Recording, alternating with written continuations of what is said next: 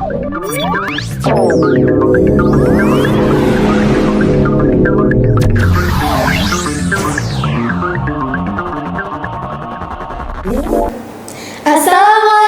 warahmatullahi wabarakatuh. Selamat datang di Pomasi Podcast Himaksi.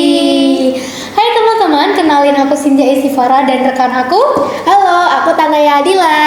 Nah, hari ini kita kedatangan bintang tamu spesial banget nih Kak.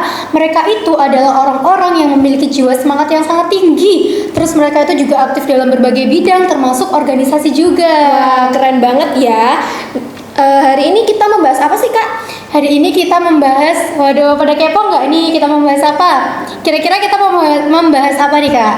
Ya, jadi tema Pomasi kali ini yaitu adalah mahasiswa sebagai agent of change.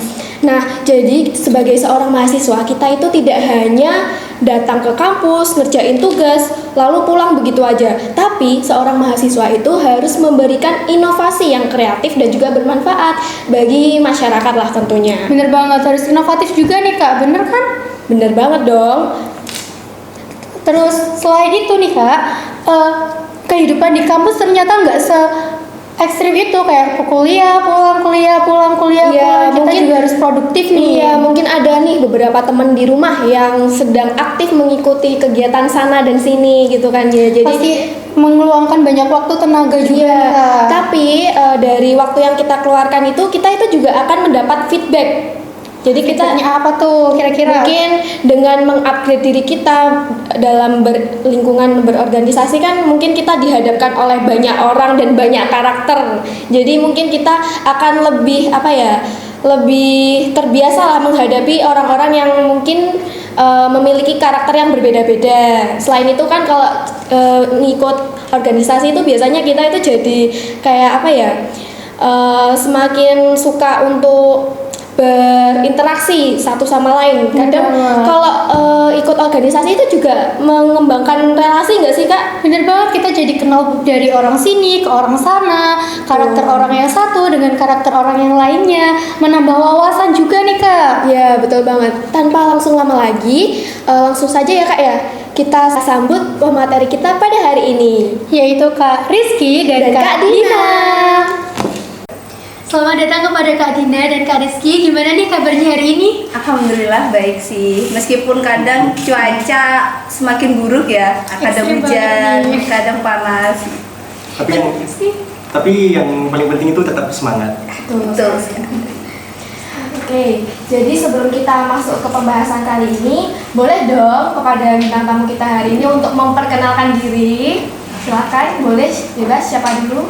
Oke, kenalin aku Dina Elusari, biasa dipanggil Dina, dari BEM Universitas. Sekarang juga sedang pada semester 5 Fakultas Ekonomi dengan konsentrasi pemasaran.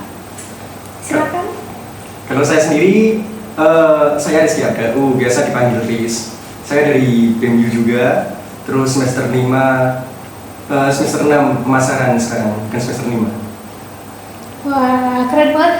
Berarti bener ya yang kita sebut tadi ya Kak ya, bintang tamu kita hari ini tuh sangat luar biasa dan penuh semangat yang membara. Betul sekali.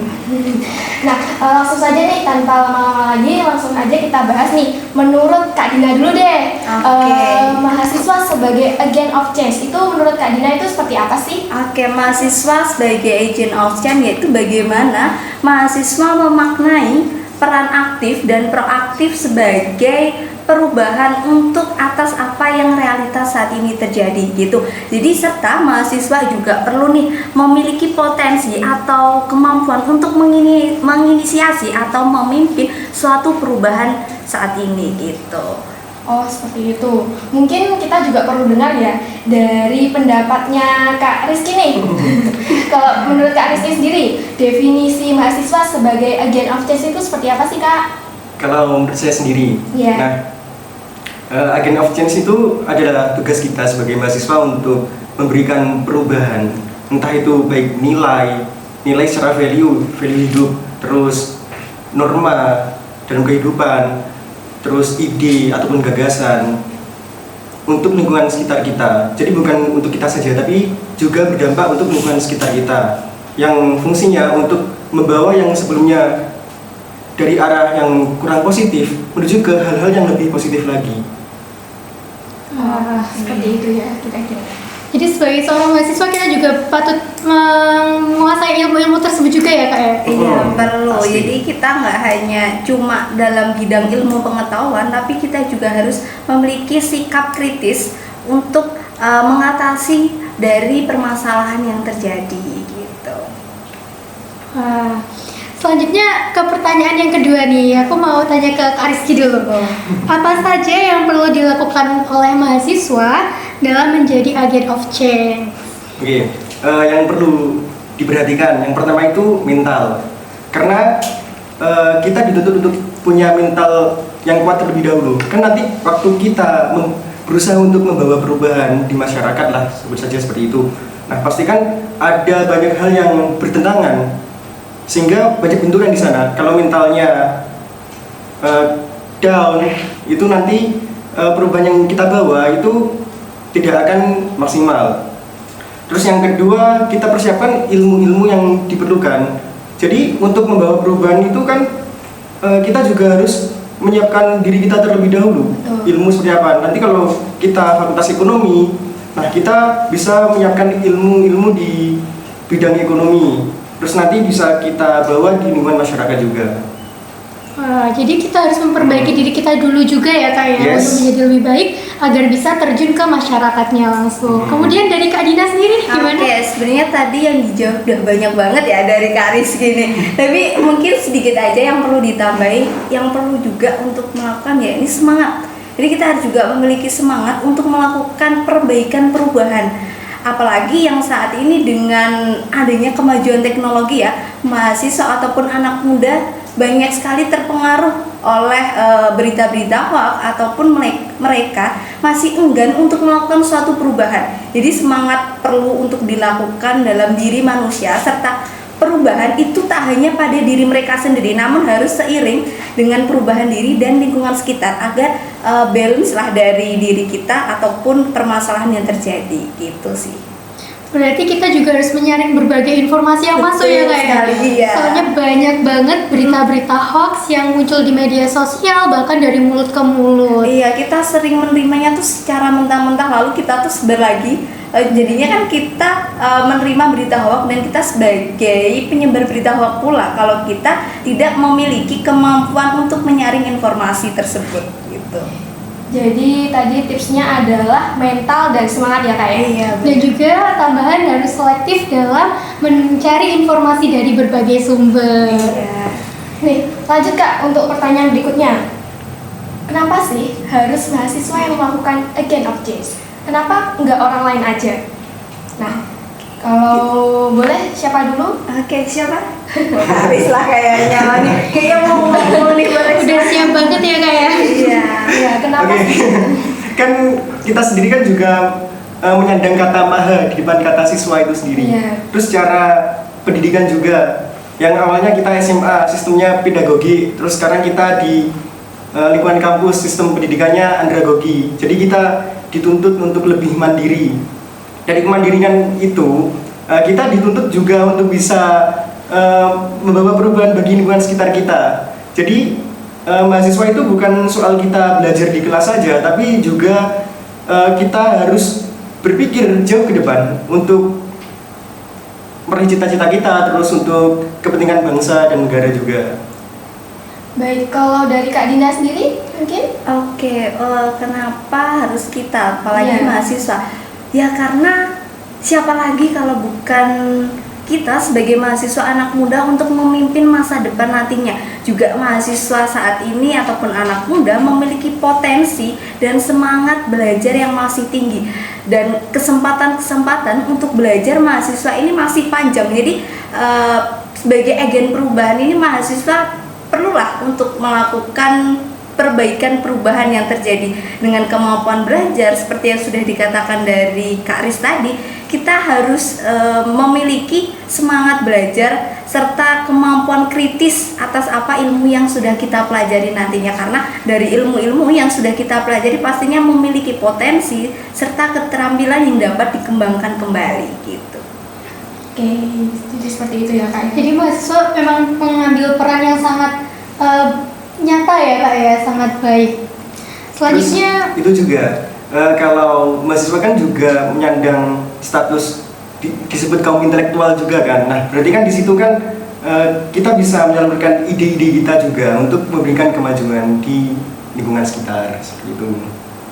wah, lanjut nih Kak ya, untuk pertanyaan selanjutnya, apa nih yang menjadi kendala seorang mahasiswa dalam melakukan agent of change?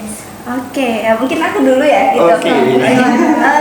Yang pertama tuh kadang kemampuan mahasiswa atas tidak kepercayaan dirinya terhadap ilmu pengetahuan atau keterampilan yang dimiliki. Karena kadang mereka tuh masih berpikir, aku nanti kalau ngerjain ini dapat respon positif nggak ya dari masyarakat? Aku nanti dikecam nggak ya sama masyarakat kayak gitu. Ini masih Overthinking ada, ya, Kak? iya, masih ada rasa ketakutan dari seorang diri tersebut untuk melakukan suatu perubahan. Padahal yang penting tuh kita melakukan dulu sebuah perubahan itu, diterima atau tidaknya nanti kita juga saling beriringan untuk menyelesaikan solusi tersebut. Selanjutnya yaitu biasanya adanya kendala terkait finansial. Nah, itu finansial pun penting ya kita. Itu biasanya. Iya, jadi kadang pun kita ingin melakukan suatu perubahan finansial. Misalnya kita pengen melakukan suatu perubahan terkait desa agar lebih maju. Kalau kita tidak memiliki jejaring atau relasi yang lebih untuk mendukung finansial kita melakukan suatu perubahan, itu akan berhenti pada suatu pemikiran saja. Jadi mereka tuh harus memiliki juga kemampuan finansial untuk merealisasikan atas ide-ide yang ingin diberikan untuk melakukan suatu perbaikan perubahan. Itu sih kalau dari aku. Wah, berarti relasi itu sangat penting ya kayak di sini. Penting juga untuk menjaga suatu relasi untuk agar kita kedepannya tidak berjalan sendirian, tapi kita juga bisa berjalan berbarengan gitu. Oke, kalau dari Kak Rizky sendiri? Kalau hambatannya itu lebih ke selain insecure terus dana juga. Tapi selain itu kadangkala hal-hal yang sering terjadi di sekitaran kita itu kan sudah sangat melekat dan sudah dilakukan secara turun-temurun.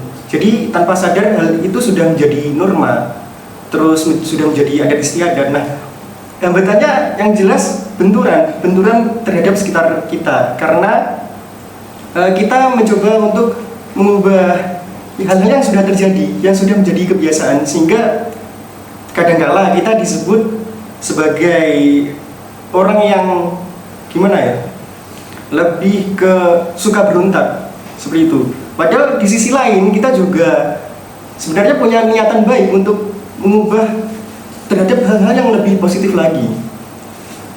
Berarti kalau kita mau melakukan suatu hal nih Kak, langsung aja ya, kalau hal itu ternyata baik dan bagus langsung digas aja, gak usah mikirin kata-kata dari orang lain atau bahkan dari masyarakat yang kurang tahu tentang itu, gitu aja Kak ya. Sebenarnya kalau dikatakan tidak perlu memikirkan juga tidak bisa dikatakan seperti itu juga.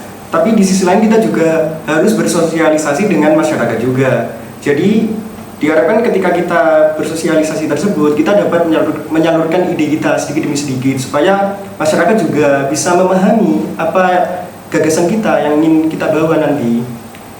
Oke, Selanjutnya, nah untuk pertanyaan selanjutnya nih Kak, biasanya nih perubahan apa sih yang bisa dihasilkan oleh seorang mahasiswa kepada masyarakat itu? Perubahan yang seperti apa gitu? Dan bagaimana sih nanti apabila mahasiswa ini tidak memenuhi ekspektasi gitu? Kira-kira siapa dulu? Mbak Dina dulu kayaknya. Boleh. Perubahan apa yang perlu dilakukan Perubahan mahasiswa apa? ya? Iya. Jadi Seperti apa? kita perlunya perubahan atas pendidikan kritis terlebih dahulu. Pendidikan, jadi kita setelah memiliki ilmu pengetahuan dan adanya pendidikan yang kritis, kita dapat mampu mengiringi isu-isu yang terjadi di lingkungan sekitar ataupun saat ini. Jadi kita dapat mengawal isu-isu atau permasalahan yang terjadi. Kalau kita ingin menjadi mahasiswa atau agen perubahan tapi kita tidak peka terhadap permasalahan atau isu yang terjadi saat ini, banyak sekali kan. Nah, itu kita juga hanya berhenti pada kemandekan intelektual aja. Jadi kita perlu adanya kepekaan dan pikiran kritis atau pemikiran kritis dari seorang mahasiswa ataupun anak muda saat ini. Itu sih kalau dari aku. Mungkin dari Kak Riz nih. Oke, perubahan kan ada banyak sebenarnya. Terus yang terpenting itu supaya perubahan lebih mudah kita bawa itu kita bisa menyesuaikan dengan keilmuan kita. Jadi contoh yang fakultas ekonomi nih, nanti lulus kuliah bisa di desanya itu nanti bisa menghidupkan komunitas UMKM di sana. Jadi mengajarkan ilmu yang sudah kita pelajari di kampus ke masyarakat. Kan tidak semuanya juga kan bisa berkuliah. Ada beberapa yang masih kurang beruntung daripada kita. Nah, itu kita bisa menyalurkan tentang pengalaman kita di kampus seperti apa, terus ilmu-ilmu seperti apa. Nanti yang dari FKIP bisa menyiapkan diri untuk menciptakan model-model sistem pendidikan supaya nanti siswa bisa lebih mudah dalam hal belajar. Terus yang dari pertanian bisa membuat penelitian-penelitian di bidang pertanian. Jadi banyak hal yang bisa kita lakukan untuk membawa perubahan di masyarakat. Tapi yang paling mudah disesuaikan dengan keilmuan kita. Nah, ini udah sampai di pertanyaan yang terakhir nih Kak. Pertanyaannya adalah, apabila perubahan yang dilakukan oleh mahasiswa tidak diterima dengan baik oleh masyarakat, bagaimana tuh solusinya? Kak Riz lah. Kayaknya Kak Dina dulu. Oke, yang lebih siap ya. mungkin ini biasanya mahasiswa ataupun tindakan dari mahasiswa tidak diterima oleh masyarakat, yaitu adanya suatu kepentingan dari masyarakat itu sendiri. Misal kita ingin melakukan suatu perubahan pendidikan nih, pendidikan di ranah TPQ, namun ternyata TPQ di sekitar itu tidak relevan dengan apa yang kita berikan. Ini mereka memiliki kepentingan-kepentingan masing-masing untuk meningkatkan pengetahuan atau ilmu dari TPQ tersebut gitu. Serta biasanya kalau kita tidak diterima, ya ini perlu adanya evaluasi atas analisis yang kita lakukan. Mungkin analisis awal dengan analisis saat kita melakukan suatu tindakan itu berbeda.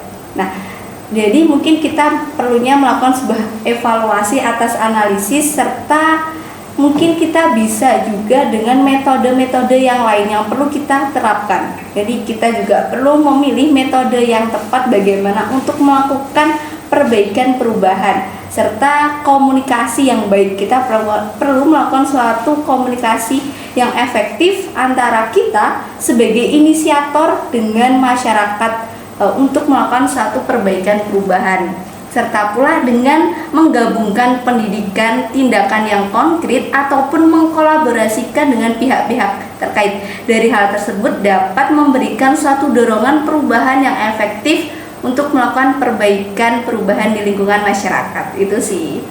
Wah, berarti evaluasi itu sangat diperlukan ya Kak ya? Iya, perlu. Jadi kita ketika sudah melakukan tahap analisis awal, kita terjun nih dalam tindakan yang konkret, ternyata tindakan kita atau analisis kita itu masih salah. Jadi kita perlu melakukan evaluasi ataupun menggunakan metode yang lain gitu. Salah satu contoh metodenya tuh bisa dijelaskan seperti apa nggak? Oke, metodenya mungkin bisa advokasi ya.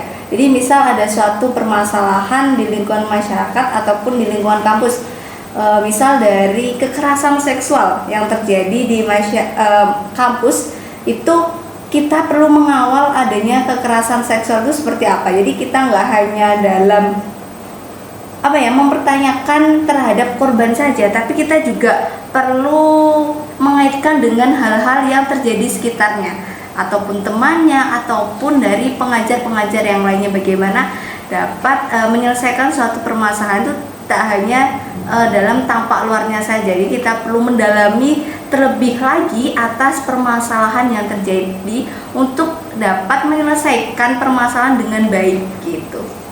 Oke, kalau dari Kak Rizky gimana Kak?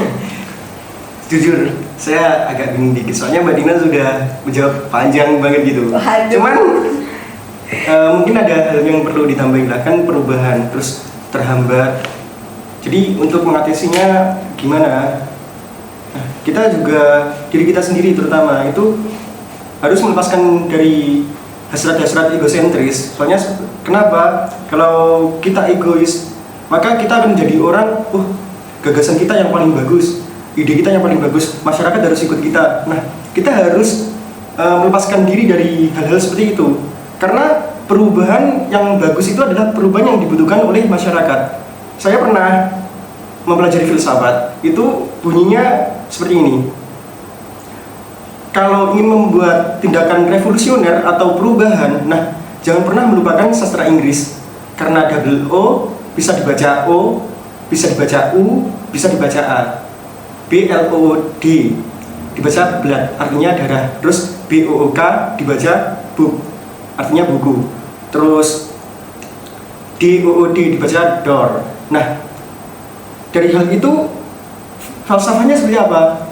Dari hal itu berarti kita harus menyesuaikan apa yang diperlukan di masyarakat. Karena hal-hal yang bersifat revolusioner itu harus disesuaikan dengan keadaan yang terjadi sebenarnya. Seperti itu mungkin. Oke. Terus kalau biasanya kan masyarakat ada yang masih kolot dan biasanya masyarakat pedalaman itu udah mancep sama tradisi adat istiadatnya nih Kak. Terus dikasih tahu bagaimanapun tetap nggak mau, itu tetap tradisiku, aku harus seperti ini, nggak mau menerima yang baru-baru. Itu kayak gimana solusinya? Oke, kalau kayak gitu kita perlu adanya pendekatan yang lebih dalam. Ini biasanya kalau kita ingin melakukan sebuah penelitian atau perubahan, kita tuh harus menjadi orang daerah tersebut dulu. Kita melakukan pendekatan, bisa jadi tanpa kita sadari kita tuh bisa menjadi bagian dari masyarakat kultural tersebut. Jadi kita melakukan pendekatan itu tak hanya 1 minggu, 2 minggu, bahkan bisa berbulan-bulan ataupun bertahun-tahun untuk dapat menyelesaikan permasalahan di suatu daerah atau masyarakat tersebut dengan kultural yang sangat tradisional atau yang masih melekat dengan adanya budaya-budaya masing-masing gitu sih. Jadi kita perlu adanya pendekatan yang lebih bagaimana sih ini permasalahan atau perubahan yang dapat dilakukan di daerah tersebut. Oh, ternyata bisa melakukan dengan metode A, B, C ataupun hal yang lainnya sekiranya dapat melakukan perubahan positif di daerah tersebut sih. Oke, berarti terjun langsung di masyarakat itu penting banget juga ya Kak? Penting banget untuk melakukan sebuah analisis gitu. Mungkin dari Kak Rizky ada yang ditambahkan? Oke, mungkin yang paling utama sosialisasi. Karena saya pikir kalau masyarakat itu tetap kokoh dengan adat istiadatnya, itu saya pikir juga itu hal yang positif juga. Karena adat istiadat itu juga sebuah identitas. Nah, yang paling penting adalah kita bisa menyesuaikan diri dengan lingkungan kita.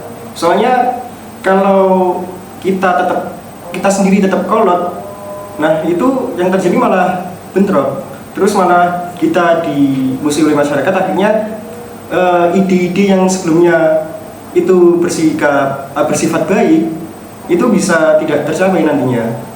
Jadi untuk membuat perubahan itu memang tidak bisa langsung. Kita juga harus menyiapkan diri terlebih dahulu untuk menciptakan sistem-sistemnya seperti apa. Jadi perubahan itu kan juga rangkaian subsistem kan. Jadi nggak bisa kita langsung, sekarang kita harus membuat perubahan, kita harus gini itu. Yang ada malah kita nanti bentrok. Yang paling utama tetap sosialisasi. Kita bersosialisasi dengan masyarakat seperti itu. Jadi kalau perubahannya dilakukan secara terburu-buru atau pengambilannya terlalu mendadak, itu bisa menjadi bumerang untuk kita sendiri kayak. Tadi kan juga sudah dijelaskan oleh Mbak Dina kan. Nah itu kalau siap perubahan kan kita juga harus kritis. Berarti kan di situ kan kita harus analisis dulu terhadap lingkungan sosial yang kita tuju nantinya. Terus nanti kita persiapkan terus untuk tantangan-tantangan ke depannya juga kita mitigasi resikonya dari awal. Walaupun tidak semua hal-hal yang kita mitigasi di awal itu bisa menanggulangi nanti waktu kita mendapatkan masalah waktu